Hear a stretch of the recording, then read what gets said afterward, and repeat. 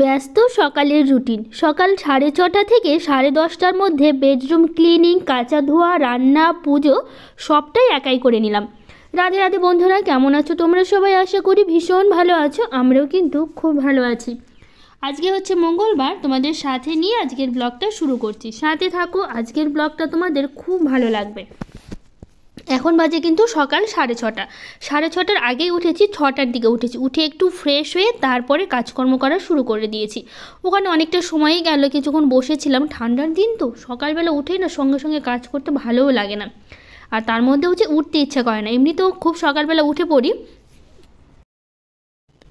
কিন্তু কি বলো তো, এই ঠান্ডার জন্য না উঠতে ইচ্ছা করে না। গরমের সময় তো কত সকালে উঠি, এখন তো বেশ ভালোই ঠান্ডা পড়ে গেছে।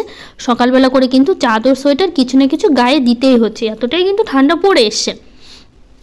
আর সেরকম দুপুরবেলা তো ভালোই রোদ উঠে বাইরে। দুপুরবেলা যখন বাবানকে স্কুল থেকে আনতে যায় অতটা ঠান্ডা লাগে না, চাদর কিছু না পরলেও হয়, একটা হালকা কিছু নিলেও হয়, তাছাড়া না নিলেও হয়। দুপুর টাইমটা বেশ ভালোই রোদ উঠে বাবানকে যখন স্কুল থেকে আনতে যাই। তো যাই হোক, ঘুম থেকে উঠে ভাবলাম কি বেডরুমটা পরিষ্কার করে নিই। কেন বলো তো, কারণ প্রত্যেক দিন ওরা বাবা ছেলে মিলে প্রতিদিনই বলতে পারো দেরি করে কিন্তু ঘুম থেকে উঠে। আজকে আবার কি মনে করে 6টার মধ্যেই দুজনে উঠে পড়েছে, আমার সাথেই উঠেছে, 6টার দিকেই উঠেছে। তো ভাবলাম উঠেছে যখন আজকে তাহলে ঘরের সব কিছু পরিষ্কার করি, নইলে কি বলো তো এত দেরি করে উঠে পরে আমার গোছানো হয়ে ওঠে না, আর হচ্ছে পরিষ্কার করা হয়ে ওঠে না। কারণ সবসময় কাজগুলো সকালবেলা করে করে অভ্যাস, তো পরে দুপুর টাইমে ঘর বাড়ি পরিষ্কার করতে ইচ্ছাও করে না। তো সেই জন্য ভাবলাম কি যে আজকে যেহেতু সকাল সকাল উঠে পড়েছে, তাহলে আজকে ঘরটাই পরিষ্কার করি, বাকি কাজগুলো নয় পরে করব, তাতে কি আছে। তো সেই জন্য যেই ভাবা সেই কাজ সকালবেলা উঠেই শুরু করে দিয়েছে আজকে, এই যে বেডরুমটা পরিষ্কার করা। তো সেই কারণে প্রথমে এই যে বিছানাটা আগে গুছিয়ে নিলাম। খাটটা তো মুছে নিয়েছি, খাটটা মুছে নেওয়ার পর এই যে বিছানাটা খুব ভালো করে গুছিয়ে নিলাম। এখন তো খাট ভর্তি শুধু এই যে লেপ কাঁথা দিয়েই ভরা থাকে।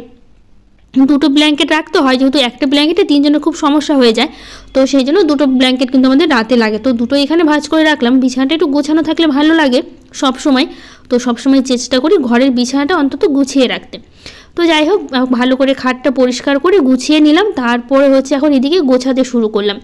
আর ব্ল্যাঙ্কেট তো সাইডেই রেখে দিয়েছি, কারণ মাঝখানে রাখলে জায়গা একটু হয় না, তো সেই জন্য সাইডে কিন্তু সব কিছু রেখে দিয়েছি। মাঝে মধ্যে মাঝখানেও রাখি, আবার সাইডেও রাখি, একরকম ভালোও লাগে না। তো ভাবলাম একটু আলাদা আলাদা করে রাখার চেষ্টা করি, তাহলে ভালো লাগবে। এখানে কতগুলো জামা কাপড় জড়ো হয়ে আছে, যেগুলো এখন ভাঁজ করছে। জড়ো হয়েছে বলতে গেলে কালকে এগুলো কেচে দিয়েছিলাম, তো সেগুলো হচ্ছে যেহেতু এখন এই ঠান্ডার সময় তো তাড়াতাড়ি শুকাতেও চায় না। সে কেচেছিলাম অবশ্য একটু সকাল সকালই কাঁচা হয়েছিল, কিন্তু কি বলতো তখন আবার তুলে রেখে সিঁড়ি ঘরে একটা দড়ি টাঙানো আছে, ওখানে রেখে দিয়েছিলাম। তারপরে আর এই ঠান্ডার সময় না কী হয় বলতো, বিকেল করে বা সারাদিন তো বাড়িতে একা একা থাকি, ওই ব্ল্যাঙ্কেট পায়ের নিচে জড়িয়ে বসে থাকি, তখন আর একটা জামা কাপড় থাকলে তখন আর গোছানো হয়ে ওঠে না, রেখেই দিই। তো ভাবলাম পরেই গুছাবো, তো সেই জন্য সকাল সকাল জামা কাপড়গুলো নিয়ে আসলাম। সিঁড়ি ঘরে যে দইটা টাঙানো ছিল ওখান থেকে শুকিয়ে গেছিলো, তারপরেই রেখেছিলাম। তো ওখান থেকে জামা কাপড়গুলো এনে ভাবলাম ভাঁজ করে আলনাতে রেখে দিই, তো সে কারণে রেখে দিলাম। তো এই সেলফটা পরিষ্কার করবো, তো এই সেলফটাতে জানোই প্রচুর ধুলো পড়ে। যখনই ঘরটা ঝাড় দিই মনে হয় সব ধুলোগুলো এসে সেলফের উপরেই পড়ে, অন্য কোথাও গিয়ে আর তো পড়বে না, এখানে এসেই পড়বে মনে হয়।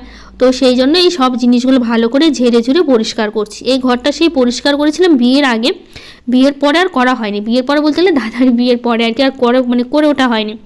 এটা ওটা কাজে কিছু না কিছু কাজে ব্যস্ত হয়ে পড়েছিলাম, তো সেই জন্য ভাবলাম কি আজকে একটু পরিষ্কার করি। বেশ ভালোই ধুলো পড়েছে। তো মাঝে একদিন করেছিলাম, কিন্তু সেরকম অতটা ভালো করে করিনি আর কি, সব কিছু নামিয়ে একটু সামনে সামনে যতটা পেরেছি করে নিয়েছিলাম। তো যাই হোক, সব কিছু নামিয়ে পরিষ্কার করলে কিন্তু বেশ সুন্দর পরিষ্কার হয়। তো এই যে এখানে যা যা জিনিস আছে সবটা একটু সরিয়ে সরিয়ে পরিষ্কার করছি, কারণ ধুলোবালিগুলো না পড়লে না সাদা সাদা হয়ে থাকে, তো ভালো লাগে না দেখতে। তো সেই জন্য ভালো করে সবটা সরিয়ে সরিয়ে পরিষ্কার করছি। নিচের দিকে আছে এগুলো, এই যে কসমেটিকগুলো, যেগুলো প্রতিদিন ব্যবহার হয় সেগুলো, এগুলো তো সবসময় লাগে, তো সেই জন্য এগুলো সামনেখানেই সবসময় রাখি।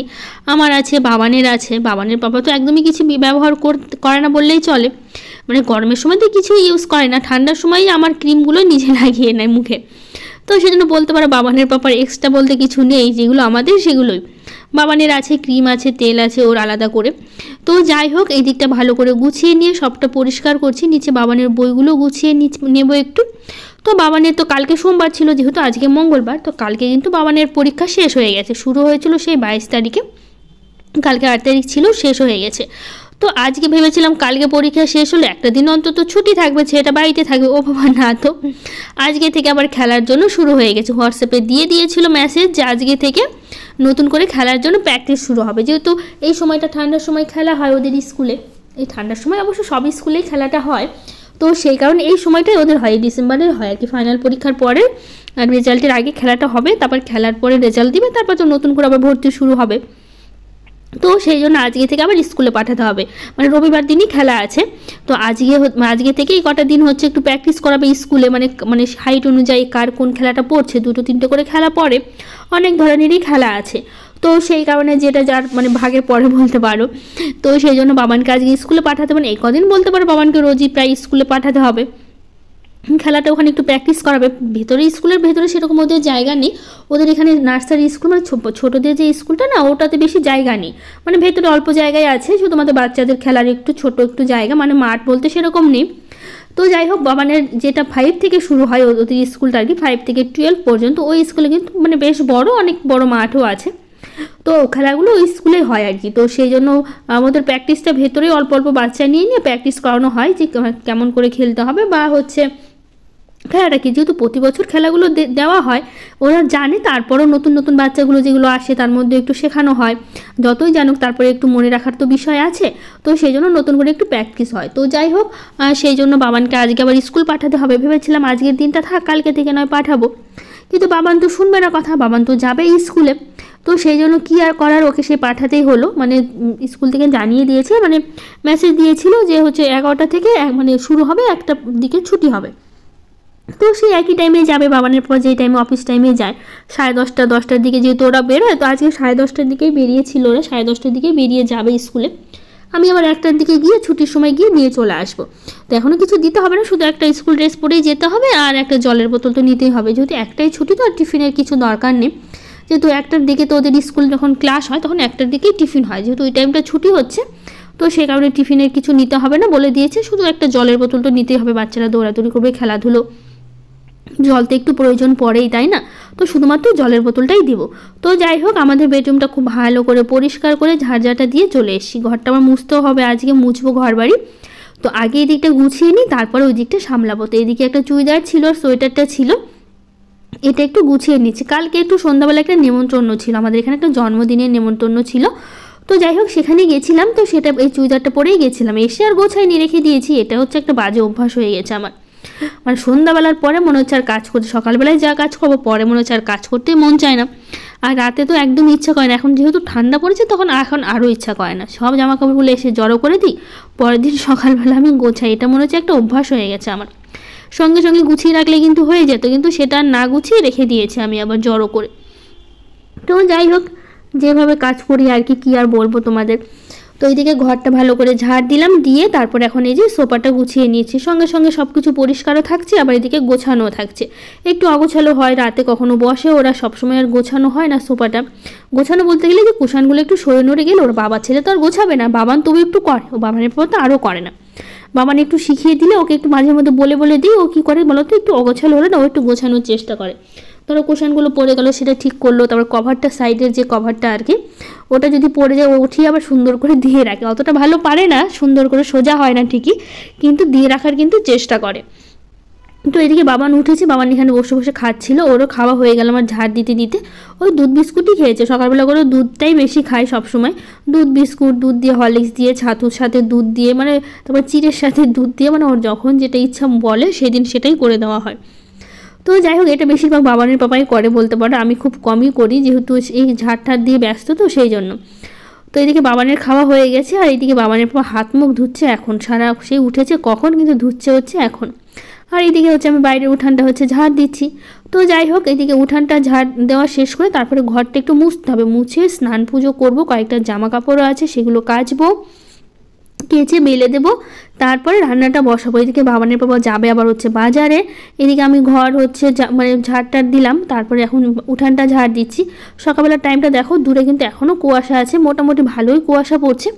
এখন বেশ অনেকটাই কিন্তু বেলা হয়ে গেছে, তারপরেও কিন্তু কুয়াশাগুলো দেখা যাচ্ছে দূরে, অল্প অল্প, খুব যে আছে সেটা না, কিন্তু অল্প স্বল্প কিন্তু ভালোই কুয়াশা আছে। তো যাই হোক, একদম রাস্তা পর্যন্ত ঝাড় দিলাম, যেটা আমি প্রতিদিনই দিই, সে সামনেটা বেশ ভালো পরিষ্কার থাকে, সেজন্য রাস্তা পর্যন্ত ঝাড় দেওয়া হয়। তো যাই হোক, এদিকে ঘরটা মুছে নিচ্ছি। এখন সেই মানে কি বলবো, মপটা এখনও আমার ঠিক হয়নি আর নতুন করে নেওয়াও হয়নি। এই লাঠিটাই কি করছি, ভালো করে বাথরুমে জলের বালতিতে ভালো করে চুবিয়ে চুবিয়ে হাত দিয়ে চিপে চিপে নিয়ে আসছি, তারপরে মুছছি। কারণ ওই মপটা যেটা দিয়ে মানে এইটা মানে লাঠিটা শুকাতে হয় আর কি, জলটা শুকাতে হয়, যেটা ঘুরে যেটা, ওটা হয়ে গেছে খারাপ, মানে ওটা একদম টাইট হয়ে গেছে। এখন ওটা মানে ঢিলা থাকলে তখন ঘুরে, কিন্তু এখন মাঝে হঠাৎ করে আমি কিছু মানে কি হঠাৎ করে কীভাবে কী হলো যায় না, একদিন করতে করতে তারপরে একদিন করতে যাচ্ছে, এখন দেখছি আর ঘুরছে না। মানে ঘুরছে বলতে হাত দিয়ে ঘোরালে খুবই টাইট একদম, আগে তো খুবই লুজ ছিল, তো সেই কারণে হচ্ছে ঘুরতো, কিন্তু এখন ওটার জন্য জলটা শুকাচ্ছে না, মানে ঘুরছে না, তো সেই জন্য জলটার করতেও পারছি না। তো ওটা আপাতত রেখে দিয়েছি। মপটা খারাপ হয়ে গেছে, নতুন একটা নিতে হবে, তাছাড়া কোনো উপায়ও নেই, ওটা খোলাও যাচ্ছে না এরকম। বাবানের পাপা অনেক চেষ্টাও করেছে খোলার জন্য, যে খুলে দেখি কোথাও কিছু আটকালো কিনা বা কী জন্য কী হলো, কিন্তু ওটা মানে খুলতেও পারছে না। তো তোমরা যদি জানো ওটা খোলার মানে যায় কি না, অবশ্যই কিন্তু আমাকে কমেন্ট করে জানিও। তো আমাকে খুলতে হবে, নইলে নতুন একটা কিনতে হবে, কিছু উপায় নেই। সেই কিনেছিলাম তো অনেক দিন বদলে 2 বছর আগে, বাড়িতে ঢোকার আগে কিন্তু ওটা আমি কিনেছিলাম, বাড়িতে ঢোকার আগে কিনে রেখেছিলাম। জানি যে এত বড় বাড়ি আমাকে যদি কাপড় দিয়ে মুছতে হয়, এমনিতেই কোমরে আমার ব্যথা, এই বয়সেই কোমর ব্যথা আমার শুরু হয়ে গেছে। তো এখন যদি ঝুঁকে গোটা বাড়ি মুছি তখন আরও ব্যথাই হবে, সেই জন্য হচ্ছে এই লাঠিটা নেওয়া, যাতে অসুবিধা না হয়। সেই মানে বাড়িতে ঢোকার আগেই নিয়েছি, 2 বছর ধরে 1,500 টাকা দিয়ে নিয়েছিলাম ফ্লিপকার্ট থেকে। তো যাই হোক, এখন এরকম অবস্থা, মানে ঘুরছে না ওটা, যেটা জল মানে শুকায় ওটা টাইট হয়ে গেছে। এখন দেখি খুলতে পারি নাকি, নইলে নতুন একটা কিনতে হবে, তাছাড়া উপায়ও নেই। তো যাই হোক, এদিকে আমার দেখো ঘর বাড়িগুলো খুব ভালো করে মোছা হয়ে গেল। এবার চলে যাব স্নান করতে, স্নান করে যাব হচ্ছে পুজো দিতে, তারপর তো রান্না আছেই। তো এই যে স্নান সেরে চলে আসলাম ঠাকুর ঘরে, এখন পুজো দেব। তো এদিকে পুজো দিতে দিতে কিছু দিদিভাইদের কমেন্টগুলো পড়ে নিই। পায়েল পাল দিদিভাই বলেছে, আমারও দাদা দিদিকে তুই বলি, ভিডিওটা খুব ভালো লাগে, তুমি কেমন আছো? আমি খুব ভালো আছি, তুমি কেমন আছো জানিও। আমারও তো সেটাই অভ্যাস, তোমাদের তো বলেছি দাদা দিদিকে আমরা তুই বলেই ডাকি, কিন্তু এমনি কিন্তু সবার সাথে আমি তুমি করে কথা বলি, আমার খুব একটা আপনি হয় না, আপনি করে আমি আবার কথা বলতে পারি না। মানে যদি একবার প্রথম অপরিচিত কেউ থাকে তখন আপনি বলি, তাছাড়া তার সাথে যদি 2-1বার কথা হয়ে যায় আমার, তখন আর তার সাথে আপনি হয় না, সবসময় তুমি। কিন্তু আমার নিজের দাদা বলো বা মামাতো পিসির ছেলে মেয়ে যারা আছে, মামাতো দিদি ভাই বোন যারা আছে, বা নিজের কাকা জ্যাঠা যারা আছে, সবার সাথে কিন্তু তুই বলেই ফেলি।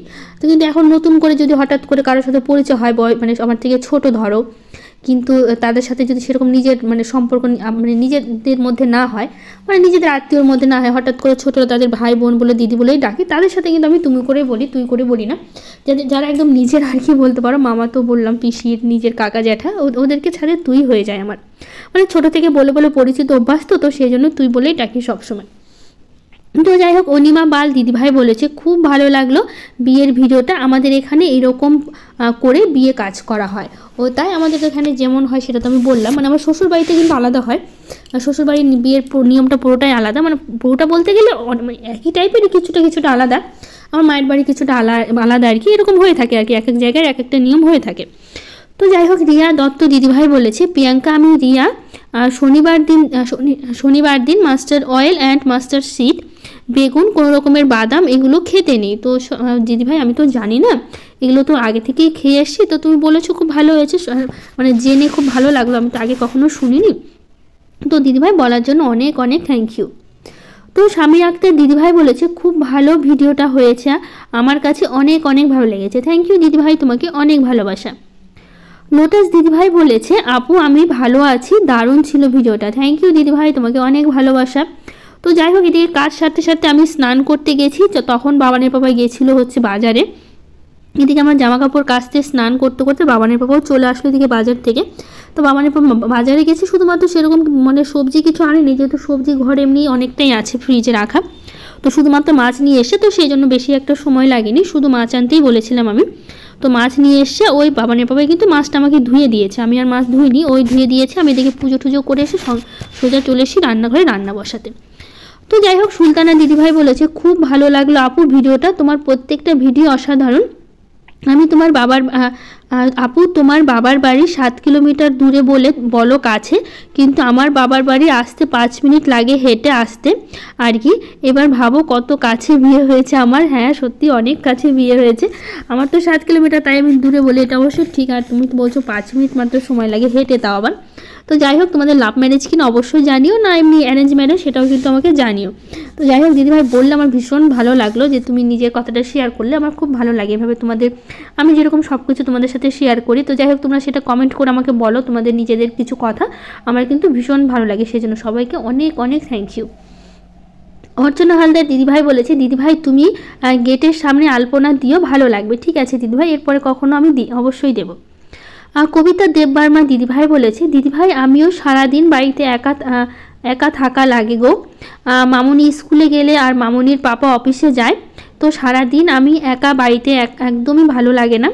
একা একা কি আর ভালো লাগে বলো তো? সেটা তো অবশ্যই, আমার কি আর একা ভালো লাগে? আমি তো বলেছি আমিও একা থাকি, আর তোমরা তো জানোই বাবানের পাপা বাবান দুজনেই বেরিয়ে যায় স্কুলে, আর আমি তো সারাদিন একা পড়ে থাকি। এখন যেহেতু বাবানের পরীক্ষার জন্য একটু তাড়াতাড়ি ছুটি হয়ে যাচ্ছে, 12টা 1টা 1:30টার মধ্যে ছুটি হয়ে যাচ্ছে। তো যাই হোক, যেই দিন হচ্ছে বাবানের স্কুল আবার শুরু হবে, নতুন করে ক্লাস শুরু হবে, তখন তো আর সেই 12টা 1টার দিকে ছুটি হবে না। এখন যেরকম পরীক্ষা অনুযায়ী ছুটি হয়ে গেছে, এখন যেমন খেলার জন্য 1টার মধ্যে ছুটি হয়ে যাচ্ছে, কিন্তু যখন হচ্ছে আবার সেই ক্লাস শুরু হবে জানুয়ারি থেকে, তখন তো সেই আবার 4টের দিকে ছুটি হবে বাবানের। সারাটা দিন একা একা আসলে আমি সময়টা কিন্তু খুব কাটাই কীভাবে বলো তো? এই সারাদিন কাজকর্মের পরে, মানে সারাদিন বলতে গেলে সকাল টাইমটা তো কাজকর্ম করি, কাজকর্ম সেরে তারপরে হচ্ছে ভিডিও যা যা কাজ থাকে পুরোটা কমপ্লিট করে নিয়ে কিন্তু আমি উপন্যাস পড়তে আমার ভীষণ ভালো লাগে। তোমরা যদি কেউ উপন্যাস পড়ো অবশ্যই আমাকে জানিও তোমাদের উপন্যাস কেমন লাগে। আমার কিন্তু ভীষণ ভালো লাগে উপন্যাস পড়তে। তো আমি কিন্তু সারাটা দিন বলতে পারো উপন্যাস পড়েই কিন্তু আমি সময়টা পার করি।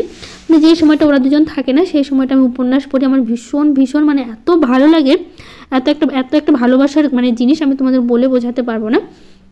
তো সেই সময়টা আমি উপন্যাস পড়েই কাটিয়ে দিই, আমার ভীষণ ভালো লাগে সেই কারণে। তো এইভাবে কিন্তু আমার সময়টা খুব সুন্দরভাবে পার হয়ে যায়, আমার কিন্তু একদমই একা লাগে না। আগে প্রচণ্ড একা লাগতো, মানে যখন থেকে উপন্যাস পড়া শুরু করেছি তারপর থেকে আমার কিন্তু একদমই একা লাগে না। সারাটা দিন আমার উপন্যাস পড়ে কিন্তু সময়গুলো পার করে ফেলি। তো যাই হোক, পম্পা গাইন দিদিভাই বলেছে, দিদিভাই ব্লেজারের দাম কেমন? আমার একটা সামনে বিয়ে বাড়ি আছে, কিনতে হবে, দাম জানলে ভালো হতো। তো যাই হোক, ব্লেজারের তো একই রকম দাম হয় না, এক এক রকম দাম হয়, এক এক রকম কাপড়ের উপর ডিপেন্ড করে কেমন কি দাম হয়।